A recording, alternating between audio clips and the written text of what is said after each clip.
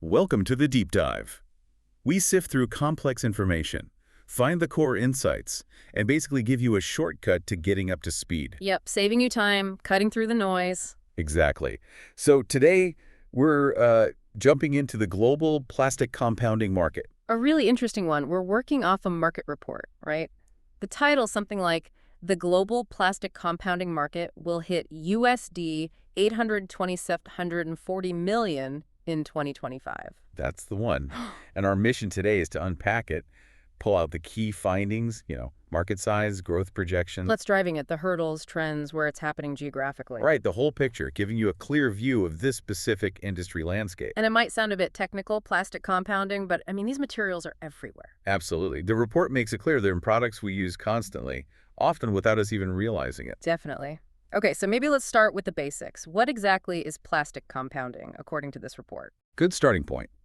The report defines it pretty clearly. It's essentially blending base polymers, your basic plastic materials, with other stuff. Other stuff like additives, fillers, maybe reinforcing fibers, pigments, that kind of thing. Precisely. And the goal isn't just, mixing for the sake of mixing. It's about fundamentally changing the properties of that base plastic. So you're basically engineering the plastic for a specific job. Exactly. Enhancing its strength or maybe its heat resistance, how it holds up to sunlight, its flexibility, color, whatever's needed. Right, like making a pipe tough enough to bury or a car bumper that's light but can take a knock. Or medical tubing that needs to be flexible and sterilizable. Compounding makes that possible. And the report mentions a huge range of industries using these compounds. Yeah. Automotive, construction, packaging, electrical and electronics, medical, consumer goods. It really spans the economy. It does. And the process itself, it's quite technical, right? Melting, mixing. Yeah, techniques like extrusion, using things like twin screw mixers. The key is getting those additives spread really evenly, uniformly throughout the plastic. To get that consistent performance, makes sense. Tailor materials for demanding uses. Okay, talking about performance, let's get into the market size. The report title gave us the 2025 figure. It did USD 82,640 million for 2025. That's pretty substantial. It is, but what's really striking is the forecast. Where does the report see this market going? Well, looking out to 2033, the projection is quite a jump. USD 148,487 million-ish. Wow, okay. That's nearly double in, 8 years? What kind of growth rate are we talking about? That works out to a compound annual growth rate, a CAGR of 7.60% between 2025 and 2033. 7.6%. That's strong, consistent growth. The report mentions the base year is 2024, looking back historically to 2021. Right, so a solid growth trajectory. What's actually pushing this growth? The report must highlight some key drivers. Oh, definitely. A big one is infrastructure development globally. Think construction, roads, buildings. Right, needing durable, weather-resistant materials. Exactly. Compounded plastics fit the bill there. Then there's healthcare, another major growth area. For things like medical devices, equipment, needs specialized compounds, I imagine. Yeah. Biocompatible, sterilizable, high-purity materials. Demand is rising fast there. And you mentioned automotive earlier. The report really emphasizes transportation, right? Cars, aerospace. Absolutely. Both are increasingly swapping out heavier materials like metals for compounded plastics. Because of the weight savings. Primarily, yeah. Reducing weight means better fuel efficiency in conventional cars, and crucially, more range in electric vehicles. That strength-to-weight ratio is a huge advantage. And with vehicle production generally increasing worldwide, plus this massive shift towards EVs. That's pouring fuel on the fire. Huge demand for specific high-performance compounds, things like PP, PISA, ABS. Polypropylene, polyamide, ABS. Right, and for EVs, it's not just about being lightweight. It's also specialized needs, electrical insulation, housing for batteries, and really important fire resistance. The report specifically flags lightweight plastics for EV efficiency in the U.S. market. It does. It's a critical factor there. Okay, so lots of demand pulling the market forward. What about the brakes? What are the challenges or restraints the report identifies? Well, there are a couple of main ones. First, the cost of raw materials. That can be volatile. you know? Squeezing profit margins for the compounders. Exactly. It impacts pricing flexibility. The other big one is environmental regulations. They're getting stricter globally. How do regulations act as a restraint exactly? Doesn't that push innovation? It does push innovation, which we'll get to, but it's a restraint in the sense that it limits the use of some traditional additives, maybe ones with environmental concerns. Oh, okay. And it pushes the industry away from relying solely on virgin fossil fuel-based plastics. That means investing in alternatives, new processes, which costs money and takes time, especially initially. But that leads directly into the market trends, doesn't it? That pressure seems to be creating new directions. Absolutely. It's a perfect segue. A major trend highlighted is the rising demand for compounds made from bio-based sources. Like from cornstarch or sugarcane. Yeah, and also from recycled plastics. This isn't just a small niche anymore. It's becoming really central, driven by regulations, sure, but also by consumer awareness. And is there innovation happening within those sustainable options? Definitely. The report mentions efforts to boost the performance of biopolymers so they can actually compete with traditional plastics in tougher applications. And recycling tech. Yeah, things like advanced chemical recycling are gaining ground, trying to get higher quality recycled materials back into the loop. Interesting. And beyond sustainability, is the trend towards high-performance materials continuing? Oh, for sure. We talk automotive and EVs, but the report also points to aerospace, defense, and complex industrial uses. So really demanding applications. Extremely. Think advanced composites, high-performance thermoplastics like PEEK or PPS, materials that can handle intense heat or harsh chemicals. Replacing metals in things like structural components or protective gear. Right. For ballistic resistance, maybe, or parts needing great strength, corrosion resistance, thermal stability. Okay, let's maybe break down the market by the types of plastic compounds. The report lists quite a few. PVC, PE, PP. PBS, PA, PET, PBT, ABS, and an others category. Yeah, it's a broad spectrum. Let's touch on a couple. PVC, polyvinyl chloride.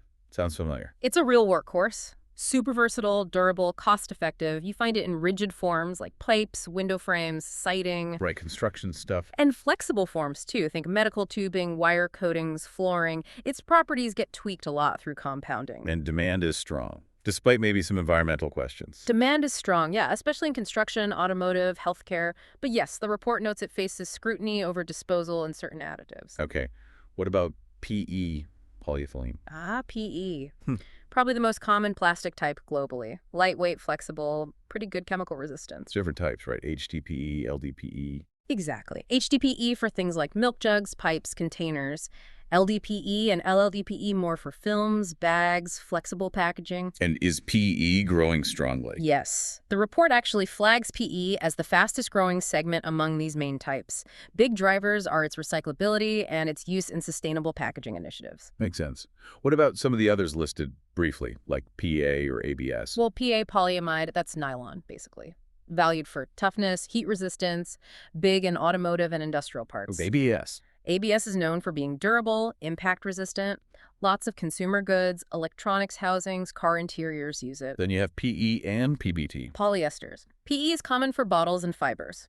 PBT often in engineering components needing strength. PS, polystyrene, is versatile but often linked to disposable items, though compounded versions are used in insulation and electronics. And others covers things like polycarbonate. Yeah, polycarbonate's strong, transparent, used in lenses, safety glasses, also things like TPV and TPO, which blend plastic and rubber properties, good for automotive seals and things. Okay, moving from what they are to where they come from, the sources. Yeah. Fossil-based, bio-based, recycled. Right. Fossil base from oil and gas is still the dominant. Mostly fall here. Because they're cost-effective and perform well. Exactly. Well-established, high-performance, available feedstocks powers all those big sectors. Automotive, packaging, construction. But, the environmental spotlight is definitely on them. And the alternatives are gaining traction. Bio-based. Definitely gaining traction. Made from renewable stuff like corn, sugarcane, cellulose. Think PLA, PHA, BioPE. Why the shift? Several reasons. They can offer biodegradability, potentially lower carbon footprints, and they help meet regulations and consumer demand for greener products. Packaging, consumer goods are big areas. And recycled sources. We touched on that trend. Crucial part of the mix now. using post-consumer or post-industrial waste as feedstock. It's essential for hitting sustainability goals, creating that circular economy idea, and meeting demand for products with recycled content. Okay, let's look at the application sectors. Where are these compounds ending up? Automotive, building and construction, electronics. Packaging, medical, consumer goods, industrial machinery, others too. A long list. We talked about automotive being a major user. Interior, exterior. Huge consumer. Uses engineered plastics like PP, ABS, PC all over the vehicle. Compounding is key for impact resistance, heat stability near the engine, chemical resistance, all that. And EVs just amplifying that demand. Massively, especially for lightweight, strong, and flame retardant types. Building and construction, another huge one you mentioned. Absolutely critical. Pipes, insulation, window profiles, roofing, flooring. It's everywhere. PVC dominant there. Yeah, largely due to durability, weather resistance, cost. But PE and PP are big in plumbing and insulation too. And seeing a shift towards greener options here as well. Increasingly, yes. Focus on sustainable buildings, energy efficiency mandates, big infrastructure projects. That's pushing demand for eco-friendly, recycled, and even bio-based compounds in construction. Now, the report had that slightly odd mention in the FAQ section about building and construction dominating by vehicle type. Yeah, that looks like a clear mix-up in categorization in that one specific spot. A typo, maybe? But the overall message is clear. Oh, absolutely. Building and construction is a massive application segment for compounded plastics, hugely significant, driving a lot of volume globally. Its importance is undeniable. Okay, let's zoom out geographically. The report covers the globe. North America, Europe, Asia Pacific. South America, Middle East, Africa, yep, the full sweep. So who's leading the pack in 2025? According to the report, North America holds the largest share, over 40% actually, valued at just over $30 billion US dollars in 2025. And within North America, the U.S. Yeah, the US market is the giant there.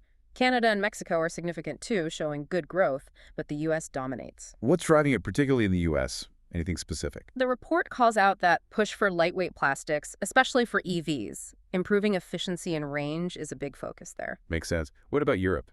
Europe's also a major player. Over 30% market share in 2025, worth around $24 billion. Any specific country highlights? The report mentions Germany having strong adoption of medical-grade plastics. The UK sees demand for durable, aesthetic products rising. France, Italy, Spain, Russia are all mentioned with specific figures and growth rates. Overall, steady growth across the region. Okay, steady growth in North America and Europe. Where's the fastest growth happening? That would be Asia Pacific or APAC. Its share in 2025 might be smaller, around 23%, but its projected growth rate is the highest. How high? The report forecasts a CAGR over 10% for APAC from 2025 to 2033. Wow. Really strong acceleration. Wow, which countries are fueling that in Asia Pacific? China is the biggest market there, no surprise, driven partly by regulations pushing for sustainable and recycled compounds. But who's growing fastest? India. The report projects India to have the fastest growth rate globally, actually, over 12% CAGR predicted. It's impressive. Yeah. South Korea, Southeast Asia, also showing very strong growth. Lots of industrial development demanding lightweight, durable, high-performance materials. And quickly, the other regions. South America, Middle East, Africa. All showing decent growth, too. South America, around 7.9%. CAGR, Brazil needs plastics for electrical insulation. Argentina sees recyclables gaining traction. Middle East. Around 8.1% CAGR. Infrastructure projects in places like Turkey are a driver. Qatar focusing on innovation. And Africa. About 7.3% CAGR. Nigeria, South Africa seeing rising demand for lightweight, durable components as their industries grow. So yeah, growth is pretty widespread, even if the starting market sizes vary a lot. Okay, let's talk competition. How does the report describe the market landscape? Crowded. Highly competitive is the term used. You've got the big global chemical companies, BASF, Sabic, Dow, LyondellBasell, Covestro, Solvay. The list goes on. Are they competing on? Multiple fronts. Product innovation, obviously. Cost efficiency is always key.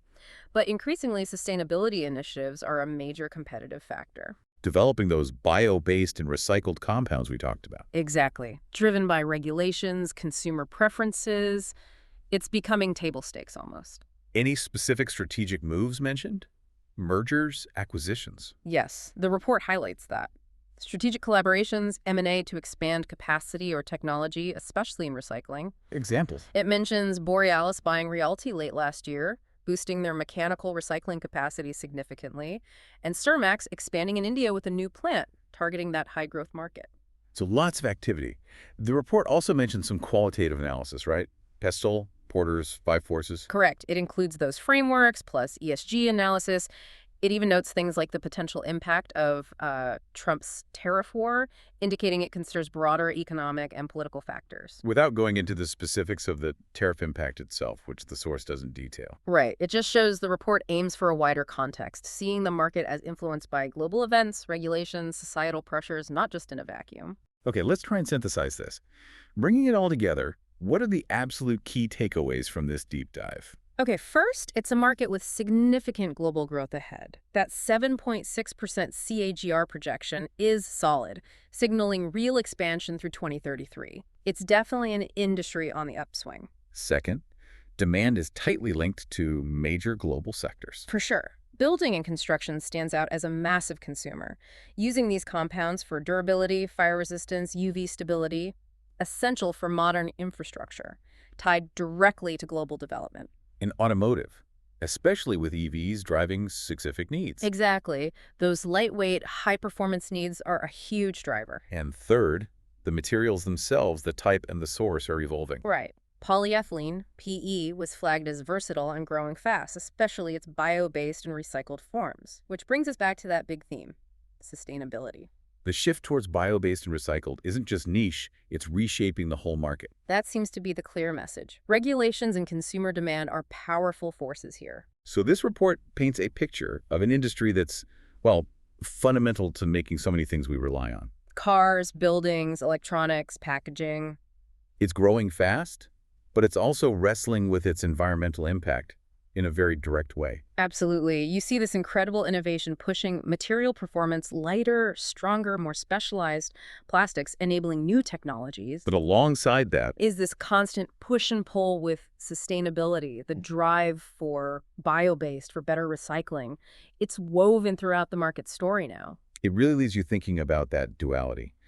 Engineering amazing materials, but needing to engineer sustainability right alongside performance. Yeah, what does that tension mean for the stuff we'll be using every day in the future? The next generation of cars, buildings, even the wrapper on your food. It's a fascinating space to watch.